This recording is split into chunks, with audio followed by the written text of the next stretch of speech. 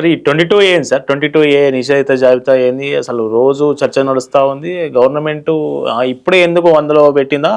గతం గవర్నమెంట్‌లో గూడా ఉండేనా? ఇదేంది అసలు? ఇప్పుడు రెవెన్యూ చట్టం లోపల రెవెన్యూ చట్టం లోపల వాళ్ళ పరిరక్షణ ఏ ప్రభుత్వ ధ్యేయమైనా ప్రభుత్వ ఆస్తుల పరిరక్షణ, ప్రైవేటు ఆస్తుల భూముల పర్యవేక్షణ. ఇక్కడనేమో కాపాడాలి, అక్కడ సూపర్వైజ్ చేయాలి. ఈ రెండింటిలో ఎంక్రోచ్మెంట్స్ ఉండకుండా, అంటే ప్రభుత్వ ఆస్తులు అంటే దేవాదాయ భూములు, ప్రభుత్వ భూములు, సీలింగ్ భూములు, ఇలాంటి భూములు ఆస్తులు పాలకులు అధికారులు స్వార్థపరులు కొట్టేయకుండా, కబ్జా చేయకుండా, అన్యాక్రాంతం కాకుండా వచ్చింది 22A ఆ చట్టంలో ప్రొవిజన్. అంటే ప్రభుత్వం వాటిని కాపాడాలి, 22Aలో ఉండాలి, వాటికి ఎక్కడ కూడా ట్రాన్సాక్షన్ జరగద్దు. ఈ ప్రభుత్వానికి ఎంత గొప్పగా అర్థమైందంటే ఎట్లా కొట్టేయాలనో, ఏ విధంగా కొట్టేయాలనో, ఏ బలి చదువుకుందరో వీళ్ళు ఇప్పుడున్నటువంటి అలీబాబా అండ్ 40 దొంగల ముఠ క్యాబినెట్ మంత్రివర్గం అంతా ఎక్కడ చదువుకుందరో ముఖ్యమంత్రితో సహా గొప్ప స్కూల్లో చదువుకొని ఉంటారు వాళ్ళు. 22A చట్టంలోకి ఎట్లా కాపాడడానికి ఉన్నాయి కదా అందులో భూములు, అవి ఎట్లా బయటికి తీయరాదు. ఈ ప్రైవేట్ భూములు అన్నింటి, ప్రైవేట్ ఆస్తులు అన్నింటినీ ఊళ్ళల్లో, పల్లెల్లో, మండలాల్లో, జిల్లాల్లో, సిటీల్లో, రంగారెడ్డి, మేడ్చల్ జిల్లా, హైదరాబాద్లో అన్నీ అందులో పెట్టాలి. లక్షల కోట్ల ఆస్తులు అన్ని నిషేధిత ప్రొహిబిటెడ్ లిస్ట్లో 22A కింద చేర్చాలి. చేర్చిన తర్వాత ఇలా లక్షల మంది లబోదిబోమని మొత్తుకుంటా ఉన్నారు. సపోజ్ మీ ఇల్లు ఉన్నది అనుకోండి, 40 ఏళ్ళ నుంచి మీ తండ్రి తాత ఆ ఇంట్లో ఉన్నారు. మీకు ఆడపిల్ల ఉంది, పెళ్ళికి వచ్చినటువంటి పిల్ల ఉంది. ఆ ఇల్లు అమ్మితే కొన్ని డబ్బులు వస్తే, కొన్ని ఇంకో దగ్గర స్థలమో ఏదో చిన్నదో ఇల్లు కొనుక్కొని కొన్ని డబ్బులు బిడ్డ పెళ్ళికి ఉపయోగపడతాయి. ఇల్లు అమ్ముదామని పోతే అది రిజిస్ట్రేషన్ కాదన్న సంగతి నేను కొన్న మీ ఇల్లు నాకు కూడా తెలియదు. నేను మీకు డబ్బులు ఇచ్చిన, ఇద్దరం కలిసి అగ్రిమెంట్ రాసుకున్నాం. నాకు మీ దగ్గరికి వెళ్ళి డబ్బులు ఫైనల్ పేమెంట్ రావాలి. రిజిస్ట్రేషన్ ఆఫీస్కి పోయినాం. పోయిన తర్వాత మీ 22A నిషేధిత జాబితాలో ఉంది, మీ ఇల్లు రిజిస్ట్రేషన్ కాదని చెప్పిన. సబ్ రిజిస్టర్ చెప్పిండు. ఇద్దరం ఒకరం చూసుకున్నాం. ఫర్ ఎగ్జాంపుల్ నీ వేరే పోయినాం.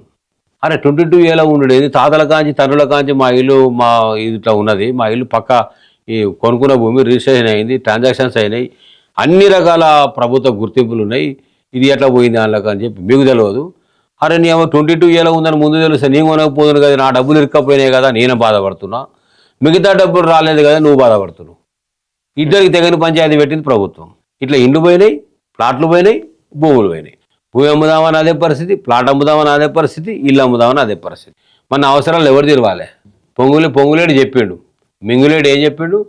ఆ మింగులేటి గొప్పగా క్షమించండి అధికారులదే తప్పు, అధికారులు పొరపాటు చేశారు మా అధికారులు, నేను క్షమాపణ చెప్తున్నా అన్నాడు. నీ క్షమాపణ సరిపోదు, నువ్వు తిన్నటువంటి అక్రమ సొమ్ము, నువ్వు చేసినటువంటి భూ కబ్జాలు, నువ్వు నీ కొడుకు చేసినటువంటి అరాచకాలు, నీ ప్రభుత్వం చేస్తున్న అరాచకాలు మొత్తము ప్రజల ఉద్యమంతో కక్కిస్తారు.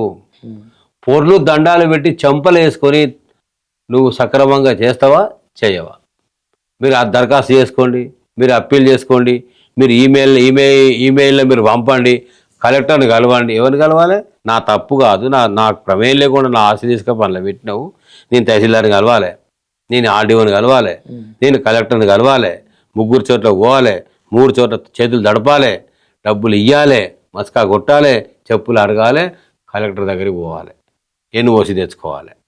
ఎన్ఓసి తెచ్చుకుంటే నో అబ్జెక్షన్ సర్టిఫికేట్, అంటే నీ ఆస్తి అమ్ముకోవడానికి ప్రభుత్వానికి అభ్యంతరం లేదు అని సర్టిఫికేట్ తెచ్చుకోవాలి. ఎవరు చెప్పిండి పరిపాలన? ఈ రకమైన పరిపాలన ఎక్కడ నేర్చుకున్నారో అని అడుగుతున్నా నేను. కాబట్టి మీరు ఏ అధికారులు తప్పు చేసిరో, అధికారుల పొరపాటుతో తప్పించుకునే ప్రయత్నం చేస్తున్నారో, అదే ప్రజల ఆస్తుల ఓనర్స్ యజమానుల ప్రమేయం లేకుండా, వాళ్ళు తిరిగే అవసరం లేకుండా, దఫ్తర్కు పోకుండా, దరఖాస్తు అవసరం రాకుండా యథావిధిగా అన్నిటిని కూడా బయటికి రిలీజ్ చేయండి, విడుదల చేసి యథావిధిగా పూర్వ పరిస్థితి కల్పించండి అని మా డిమాండ్. కానీ దీని వెనుక పెద్ద కుట్ర కూడా ఉంది. బహుశా అందుకోసమే చేసిర్రేమో అని చాలామందికి అనిపిస్తూ ఉంది, నాబోటి వాళ్ళకు. ఎందుకు అనిపిస్తూ ఉంది అంటే, ఆల్రెడీ గవర్నమెంట్ భూములు, దేవాలయ భూములు, నిషేధిత భూములు అందులో ఉన్నాయి. వాటితో పాటు ఇలా ప్రైవేట్ అని చేర్చిన మా ప్రభుత్వం అన్ని రిలీజ్ చేస్తుంది, క్షమాపణ చెప్తున్నా అన్ని రిలీజ్ చేస్తా. గేట్ ఓపెన్ చేసిన, దాంతో నిషేధిత భూములు బయటకు వస్తాయి, గవర్నమెంట్ భూములు బయటకు వస్తాయి, సీలింగ్ భూములు బయటకు వస్తాయి, దేవాదాయ భూములు బయటకు వస్తాయి. బయటకు వచ్చినప్పుడు ఈ లోపల ఉన్న భూములకు కూడా అగ్రిమెంట్ చేసుకున్నారు కొంతమంది. బయటికి రాగానే ఏం చేస్తే టపా 30, 40, 50% గవర్నమెంట్కు అవినీతి చెల్లింపులు చేసి టకటకటగా రీషేల్ చేసుకుంటారు. ఎంత పెద్ద స్కామ్ అనుకుంటారు ఇది, లక్షల కోట్ల స్కామ్ ఇది. బహుశా పరిపాలన వచ్చిన కానీ ఇంత పెద్ద స్కామ్ ఎవరు చేసి ఉండరు. మీ దీనికోసమా ధరణి వద్దు బంగాళాఖాతంలో వేస్తామని చెప్పింది. మీరు తీసుకొచ్చిన భూభారతికి ఇట్లుంటుంది. ఎడిట్ ఆప్షన్ గతంలో ఉందా? కలెక్టర్లకు ఇచ్చిండ్రా? ధరణిలో ఎడిట్ ఆప్షన్ కలెక్టర్కి ఉందా? ఇలా కలెక్టర్కి ఎడిట్ ఆప్షన్ ఇస్తారా? కలెక్టర్లను ఇన్ఫ్లుయెన్స్ చేస్తారా? కలెక్టర్లతో రికార్డులు మార్పిస్తారా? సర్వే నెంబర్లు మార్పిస్తారా? ఇదంతా ఇట్లా ఈ రకమైన కథ. అది నిన్న మొన్న ఇక్కడ కొడంగల్ నియోజకవర్గంలో లగచెర్ల, పోలేపల్లి, హకీంపేట ఈ 3 చోట్ల ఫార్మా పార్క్ అని పెట్టిర్రు. బాగా రచ్చకెక్కింది. ప్రజలు తిరుగుబాటు రాగానే నాలుగా గరుచుకొని ఇది ఇట్లా పొల్యూషన్ వస్తుంది అదొస్తుంది అంటున్నారు. జస్ట్ ప్లేట్ పిరాయిద్దాం, రూపం మారుద్దాం, వేరే రంగు వేసుకుందామని ఇండస్ట్రియల్ పార్క్ అన్నారు. దాని అందమైన పేరు మల్టీపర్పస్ పార్క్ అని పెట్టారు.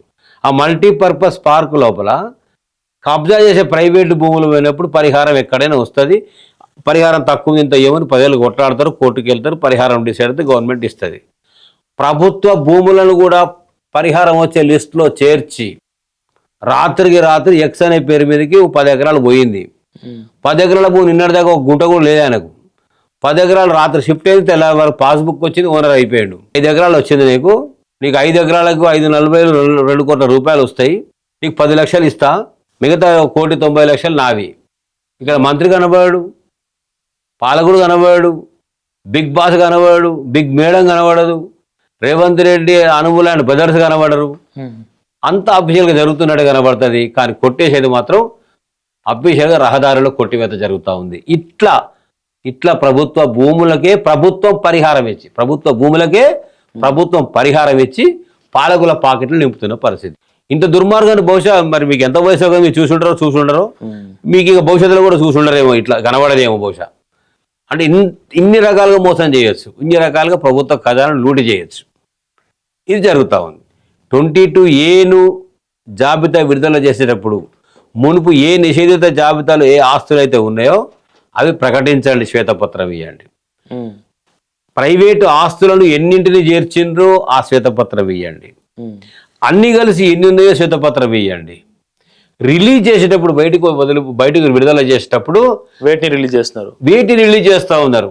అవి ట్రాన్స్పరెన్సీ లేకుండా, కలెక్టరేట్ ఆఫీసులో లిస్టు మీరు డిస్ప్లే చేయకుండా, పబ్లిక్ డొమైన్లో వెబ్సైట్లో మీరు లిస్టు పెట్టకుండా, ఇప్పటివరకు ఏవి పెట్టలే.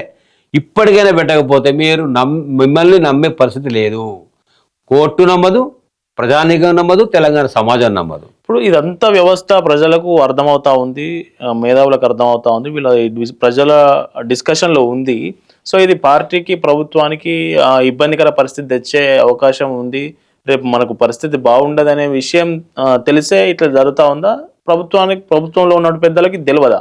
ఇప్పుడు రేపు కాంగ్రెస్ ప్రభుత్వం ఏమనుకుంటుందంటే రేవంత్ రెడ్డి గారి ముఖ్యమంత్రి హయాంలో మనం చేసే పరిపాలన ఇటు తగలబడ్డది, మన చక్కదనం ఇట్లుంది, మన అసమర్థత ఇట్లుంది, మన సాగు తెలివి ఇట్లుంది, మన అవినీతి సొమ్ము ఇట్లా దండుకుంటున్నాం, మనకు పైన నమ్మకం పూర్తిగా పోయింది. ఇక మాయమాటలు చెప్తే ఎవరు నమ్మరు, మనకు ఒక ఓటు కూడా ఎవరు అయ్యారు, ఇక మనం వచ్చేది లేదు, వాళ్ళు వేసేది లేదు.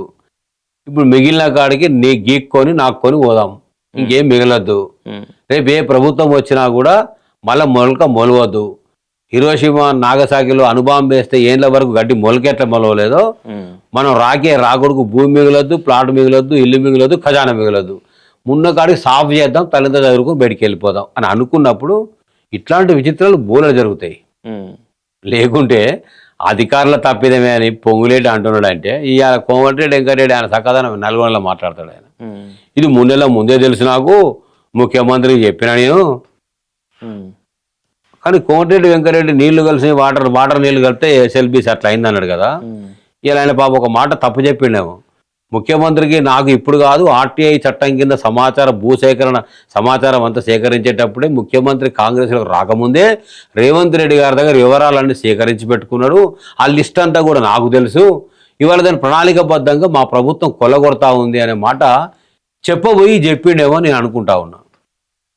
అంటే ఎవరు రాజీనామా చేయాలనే కాడ చర్చ వచ్చినప్పుడు ఇవాళ ఆయన మాట్లాడే పరిస్థితి. అంటే మంత్రులకు, ఎమ్మెల్యేలకు కాంగ్రెస్ ప్రభుత్వంలో ఏం జరుగుతుందో ప్రతి విషయం తెలుసు. మంత్రి ఆదేశాలు లేకుండా ఒక అధికారులు, మామూలు ఉద్యోగులు ఇంత పెద్ద పని, ఇంత పెద్ద స్కామ్, ఇంత పెద్ద అవినీతి చెయ్యరు. మీరు ఏది చెప్తా మీరు నమ్మడానికి తెలంగాణ సమాజం తెలివి తక్కువది కాదు.